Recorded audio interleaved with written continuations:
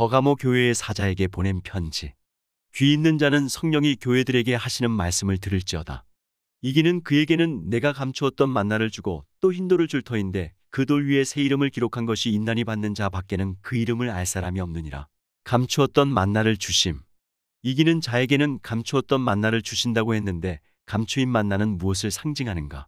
만나는 이스라엘 백성들이 광야에서 먹던 것으로 하나님께서 모세에게 명하셔서 항아리에 넣어 지성소에 있는 하나님의 보좌 밑에 있는 법궤 속에 보관하라고 하셨다.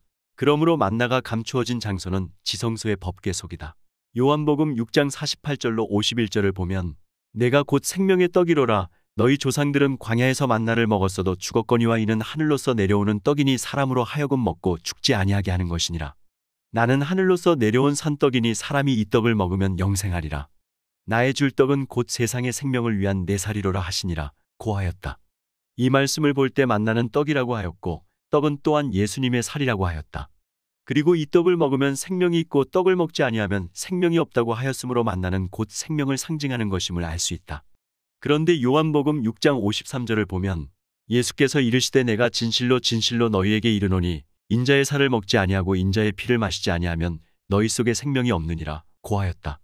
이 말씀은 예수님께서 속죄제물이 되어 십자가에 못 박히셨을 때 구원받을 모든 죄인들을 위하여 살과 피를 주셨으므로 속죄은총을 받아 죄 문제가 완전히 해결된 성도, 즉 의롭다 하심을 받은 성도가 되면 하나님의 낙원에 있는 생명을 얻게 된다는 말씀이다. 다시 말해서 속죄은총으로 죄 문제가 완전히 해결되지 못하면 생명을 받을 수 없다는 것을 의미한다. 그러므로 성도들은 예수님께서 십자가에서 내어주신 살과 피로 말미암아 준비된 속죄은총을 힘입어 자범죄와 원죄가 완전히 해결되면 하나님의 생명을 받게 되는 것이다.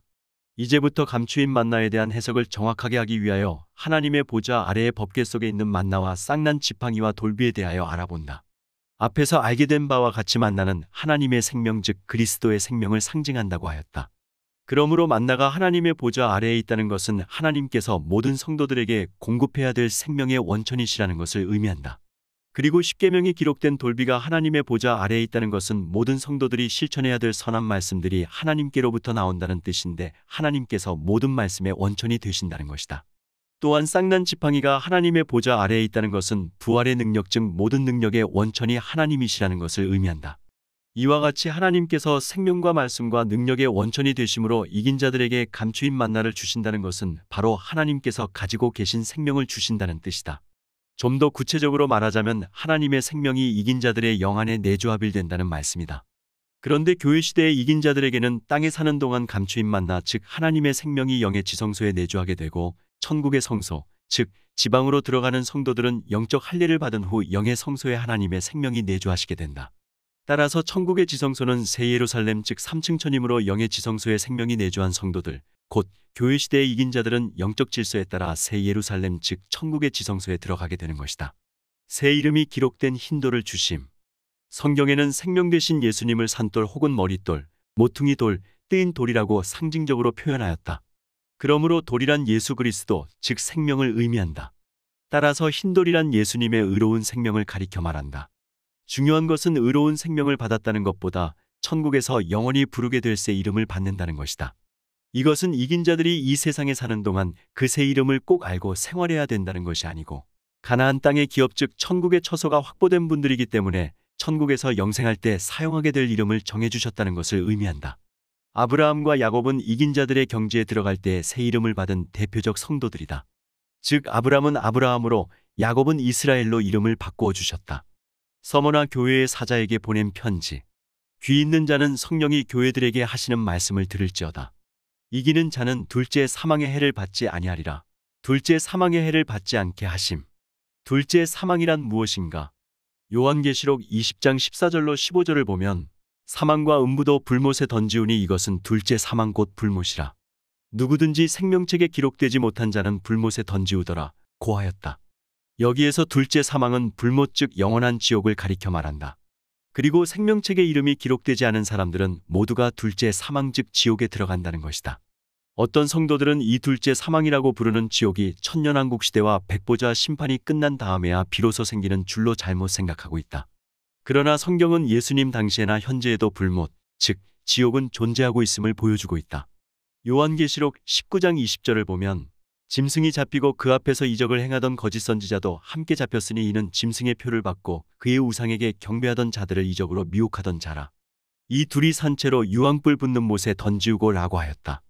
이 말씀에서 보면 후 3년 반 환난 동안 성도들과 온 세상을 미혹하고 박해하던 적그리스도와 거짓 선지자가 후 3년 반 환난의 마지막 순간에 즉 지상으로 재림하시는 예수님께서 아마겟돈 심판을 하실 때 산채로 불과 유황못 즉 지옥에 들어간다고 하였다. 이와 같이 적그리스도와 거짓 선지자가 불못에 들어가는 때는 7년 대환난이 끝나는 때이며 천년왕국이 시작되기 직전이므로 둘째 사망 즉 불못은 천년왕국과 백보자 심판이 끝나기 전에도 연계에 실제하고 있으며 생명책의 이름이 기록되지 못한 불신자들이 들어가고 있다는 것을 알 수 있다. 그런데 이 유황불 붙는 못 즉 지옥을 무저갱이라고도 부른다는 것이다. 요한계시록 20장 2절로 3절을 보면 용을 잡으니 곧 옛뱀이요 마귀요 사단이라. 잡아 1000년 동안 결박하여 무저갱에 던져 잠그고 그 위에 임몽하여 1000년이 차도록 다시는 만국을 미혹하지 못하게 하였다가 그 후에는 반드시 잠깐 노일이라 고하였다. 여기에서 잠깐 노일이라는 말씀은 마귀가 잠시 풀려났다가 다시 무저갱에 갇힌다는 말이다. 이 말씀대로 요한계시록 20장 7절로 8절을 보면 천년왕국 시대가 끝난 후에 마귀가 그 옥에서 놓여나와서 천년왕국 백성들을 미혹한다고 하였다. 여기에서 그 옥은 지옥 즉 마귀가 1000년 동안 갇혀있던 무저갱을 가리켜 말한다. 그리고 요한계시록 20장 10절을 보면 천년왕국 백성들을 미혹하던 마귀가 다시 유황불 붙는 못 즉 지옥에 들어가게 되는데 그곳에는 적그리스도와 거짓 선지자가 있어 세세토록 고통당하고 있다고 하였다. 이것을 볼 때 유황불 붙는 지옥은 마귀가 다시 들어간 무저갱이라는 것을 확실하게 가르쳐준다.